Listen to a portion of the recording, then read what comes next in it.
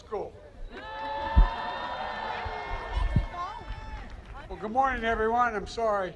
There's a tradition around where I come from, the state of Delaware. When there's a governor in the room, you got to stand up. And your governor's here, and I wanted to say hi to him. So thank you, Governor, for being here. It's a wonderful Thanksgiving tradition here at the White House. There's a lot to say about it, but it's chilly outside, so I'm going to keep this short. Nobody likes it when their turkey gets cold. I don't know if you're mad yet or not. But at any rate, I want to thank Ronnie Parker, chairman of the National Turkey Federation, and his family from Monroe, North Carolina. Ronnie's got 44 years in the turkey business, and he also is the grower of our honored guest today. And Lexi, you got a lot of help from Lexi, our fourth generation member of the ranch where the turkeys were raised and prepared for this very day. They don't know what the verdict, they're not sure of the verdict yet, but we're going to find out in a minute. They listen to a lot of music, I'm told, in order to prepare for the crowd noise today. That's real hard work. And they interacted with the children to show their softer side. Sounds like another flock hoping to come to Washington 2024. But look, we're joined by another special guest, and that is for what is the largest national turkey presentation ever held at the White House. My dear friends, I can introduce them again, Roy Cooper and First Lady Kristen Cooper here. Truly fantastic leaders. Say hi. We're also joined by Congressman Dan Bishop. Where are you, Danny? Hey, Dan, welcome. Great to see you here. Thank you. And from the 9th District of North Carolina.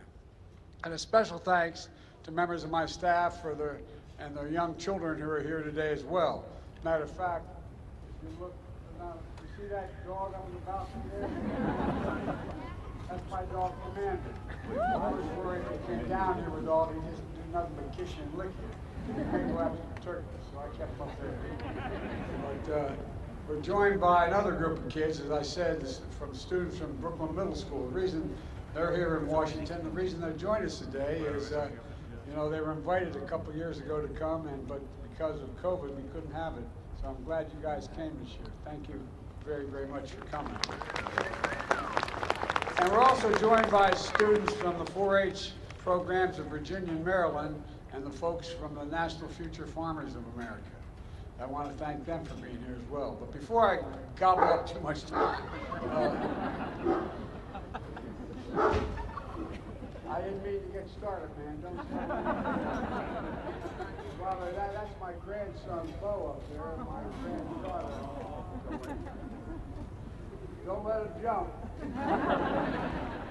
At any rate, you know, we got to get on with this. First of all, the votes are in. They've been counted and verified. There's no ballot stuffing. There's no foul play. The only red wave this season is going to be a German Shepherd Commander knocks over the cranberry sauce on our table. That will cause. They are big turkeys, aren't they? My fellow Americans, please welcome the 2022 National Thanksgiving Turkeys, Chocolate and Chip.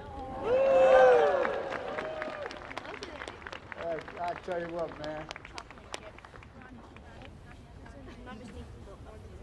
They go wherever they want. Of course, chocolate is my favorite. Chocolate is my favorite ice cream. We could have named them Chips and Science, but anyway, good name as well. The chocolate chip weighs 46 pounds, and I'm told he loves catching sun on the Outer Banks. And Chip weighs 47. And he loves barbecue and basketball, I'm told. After receiving their presidential pardons today, Chocolate and Chip are going to head to one of the nation's great basketball schools and research universities, North Carolina State. Now, when we told them they were joining the Wolf Pack, they got a little scared.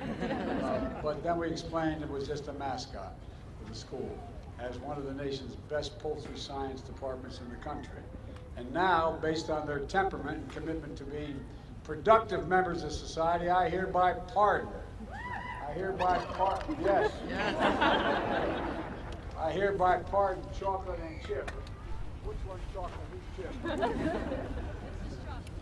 Chocolate, you're pardoned, and so are you, Chip. Chip said, I know, I don't even have to be told. Tony, why don't we put him on the table? Can you do that? You can do that. That's a big bird, man.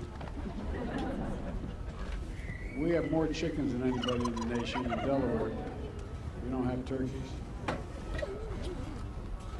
Look at this. God love you.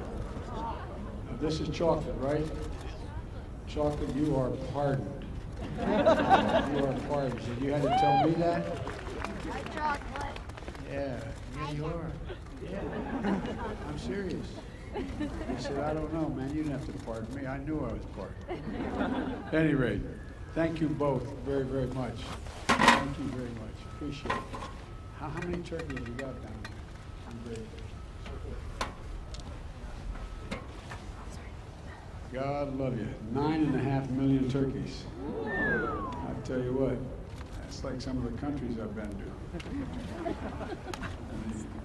Anyway, you want to talk? Look, folks, in all seriousness, let me close with this. We can't forget the reason for Thanksgiving in the first place. Pilgrims thought it was pretty important in tough times to come together and thank God, grateful for what we have.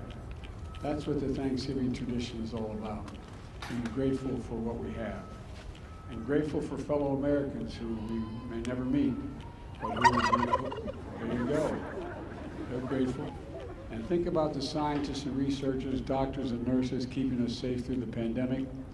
2 years ago, we couldn't even safely have Thanksgiving with large family gatherings.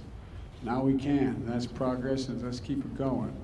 We have new COVID vaccine updates to deal with new variants to protect you and your loved ones. So get it today. Get your flu shots as well. This winter can be much happier than recent holiday seasons, but you have to do your part. Please visit vaccines.gov.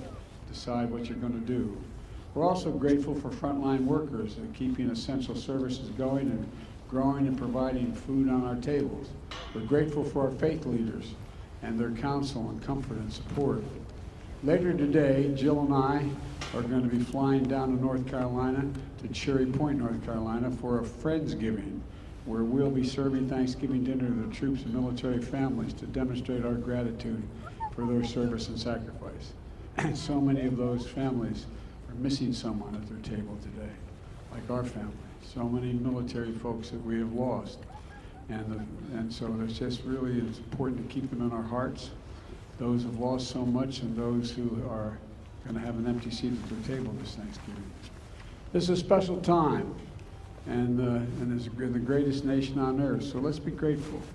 Scripture says, let us rejoice always, pray continually, and give thanks in all circumstances. Folks, let's remember all the political fighting goes on you read about. Let's remember one thing. This is the United States of America. The United States of America. There's not a single solitary thing beyond our capacity as a nation. Nothing beyond our capacity if we do it together, united. United. You picked two great turkeys. From the Biden family to all of yours, happy Thanksgiving, and may God bless you all, and may God protect our troops. Thank you all for being here.